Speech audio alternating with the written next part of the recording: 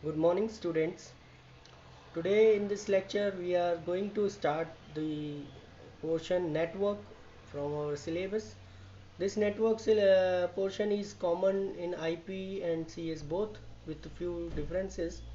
So let's start the common portion first.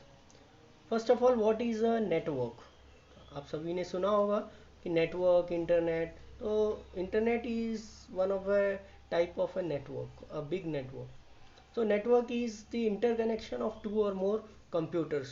So they can connect it with each other for some specific benefits. Now what are those benefits? The different benefits are there, but the most important is the sharing of resources. Okay. Now these network can be established through wires or as well as through wirelessly. But they can share their resources and they can share the informations. So a computer network can connect with each other. It may be two or more computers. Now the benefits of network. ये network हम जो बना रहे हैं इसके क्या क्या benefits हैं, वेरी इंपॉर्टेंट पॉइंट. और ये सारे पॉइंट बच्चों तुम लोगों को याद रखना पड़ेंगे point wise with some small small examples. So the first is resources sharing. The sharing of resources is the most important part of this we can say network.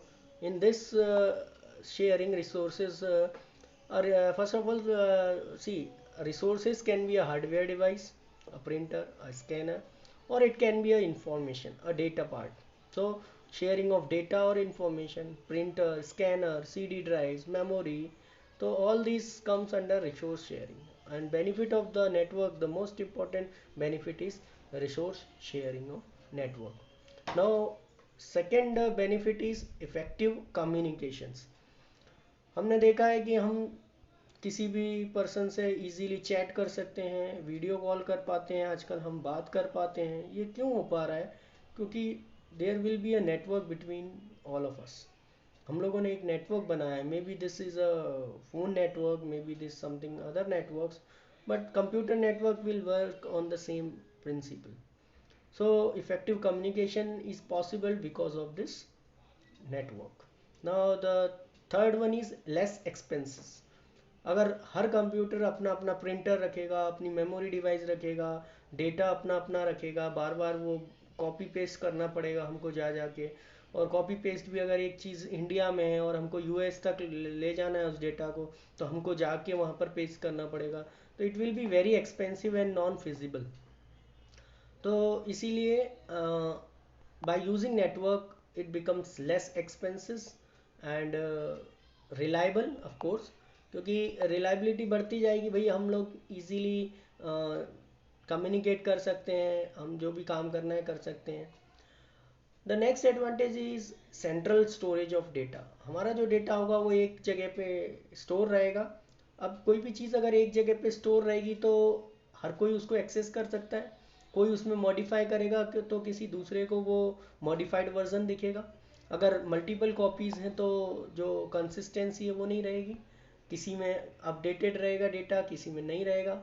That can be the problem. So centralise storage of data will be possible through this network. इसके अलावा कई छोटे छोटे points भी हो सकते हैं, जैसे स्पीड. कम्युनिकेशन की स्पीड बहुत फास्ट है. आज हमको कहीं किसी भी फॉरेन कंट्रीज़ में भी हमारे कोई फ्रेंड्स हैं तो हम इजीली कम्युनिकेट कर सकते हैं, हम उनको डेटा सेंड कर सकते हैं विद इन फ्यू सेकेंड्स. और हम किसी भी टाइप का डेटा भेज सकते हैं. तो नेटवर्क की ये छोटे छोटे बेनिफिट्स भी हो सकते हैं कि it's diversity, its speed of communication and all. ना डिफरेंट टर्म्स यूज़ होती हैं इस नेटवर्क में जो इन जनरल हम नॉर्मल लाइफ में यूज़ नहीं करते हैं, तो उनका हमको पता होना चाहिए. फर्स्ट टर्म इज़ नोड्स या वर्क स्टेशंस, और हम इसको क्लाइंट भी कह सकते हैं. आप लोगों ने सुना होगा क्लाइंट करके वर्ड सुना होगा. और एक और वर्ड होता है दैट इज़ कॉल्ड सर्वर.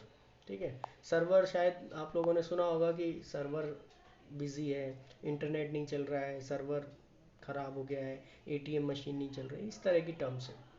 तो ये जो नोट्स होती हैं क्लाइंट्स, ये इनका काम होता है रिक्वेस्ट को देना. किसको देना? सर्वर को. एक्चुअली नोट्स भी एक मशीन्स हैं जो नेटवर्क पे कनेक्टेड है, और सर्वर भी एक मशीन है बट थोड़ी पावरफुल मशीन है।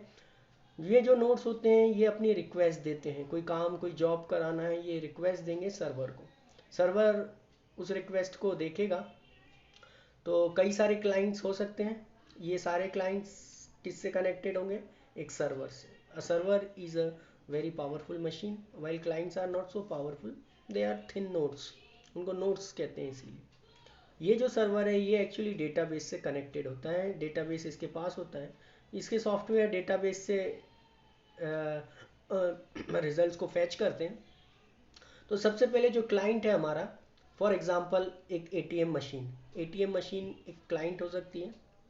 वो उसमें हमने पिन एटीएम कार्ड इंसर्ट किया और हमने रिक्वेस्ट किया कि for the particular card check the pin. ये जो सर्वर है ये सर्वर बैंक का सर्वर हो सकता है। जो बैंक का सर्वर एक्सेस करेगा वो डेटाबेस में जाएगा, उस कार्ड के लिए हमारे रिस्पेक्ट में जो पिन होगा उसको चेक करेगा। अगर वो सही है तो वो रिप्लाई करेगा और लिख के देगा वेलकम XYZ। पर अगर गलत है तो वो रिप्लाई करेगा कि please enter the correct pin. तो इस तरह से कम्युनिकेशन होता है। तो these are the clients and this is a server. एक सर्वर के लिए कई सारे क्लाइंट्स होते हैं, कनेक्ट हो सकते हैं, और they are light weighted. We can say light weighted means बहुत ज़्यादा पावरफुल नहीं होते हैं, उनको नोड्स या वर्क स्टेशंस कहते हैं। और सर्वर जो होता है उस पर सारे रिसोर्सेज होते हैं, वो प्रोसेसिंग का काम करता है, वो बहुत एक्सपेंसिव होता है, फास्ट होता है, और वो हार्डवेयर रिसोर्सेज को भी शेयर करता है। तो the database is one of the kind of resource. हम ये कह सकते हैं कि जो डेटाबेस है वो भी एक क्या है? रिसोर्स है। ठीक। अब क्लाइंट और सर्वर को कम्युनिकेट करने के लिए कुछ इंटरफेस की ज़रूरत पड़ेगी, and that interface is network interface unit. इस नेटवर्क इंटरफेस यूनिट के थ्रू जो कनेक्शन इस्टेब्लिश होता है और फिर हमारा नेटवर्क क्रिएट होता है। अब नेटवर्क पे हर कंप्यूटर को पहचान होना ज़रूरी है, क्योंकि जब तक कंप्यूटर हम रिकग्नाइज नहीं करेंगे तो हम कम्युनिकेशन कैसे करेंगे कि किस कंप्यूटर से किस कंप्यूटर पे डेटा जाना है। इसको हम थ्रू एग्जांपल समझ सकते हैं कि हम स्कूल में आप लोगों को कैसे पहचानते हैं। अगर हम एग्ज़ाम की बात करें कि आपकी कौन सी कॉपी है या किसकी कॉपी कितने हैं, तो हम थ्रू रोल नंबर कम्युनिकेट करते हैं। तुम्हारे रिजल्ट्स को या कुछ भी चीज़ को हम किससे देखते हैं? रोल नंबर से। तो that roll number will be unique for every student. पूरे एग्ज़ाम में जैसे तुमने CBSE का एग्ज़ाम दिया तो रोल नंबर जो होगा वो यूनिक होगा हर बच्चे का, and that is the similar in the network the unique identifying number is called as IP address. Network पे जो हर कंप्यूटर का आइडेंटिफाइंग नेटवर्क नंबर होगा that is a IP address. अब हर चीज़ को नंबर से याद रखना इज़ वेरी डिफ़िकल्ट।